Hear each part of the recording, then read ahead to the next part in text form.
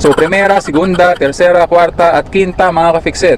So neutral naturally sits between the third and the fourth gear mga ka-fixit. So ibig sabihin nasa gitna siya.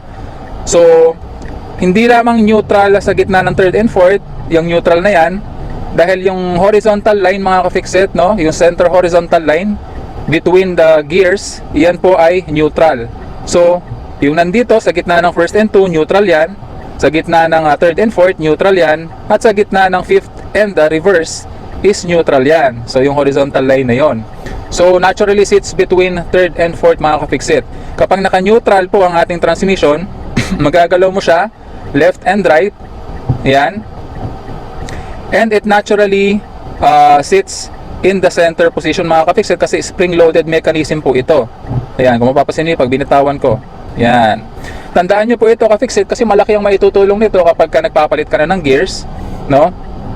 Dahil madali mo siyang maililipat sa third and fourth, sa second, fifth, first, reverse kung alam mo na spring-loaded mechanism yung iyong neutral at bumabalik siya sa gitna naturally.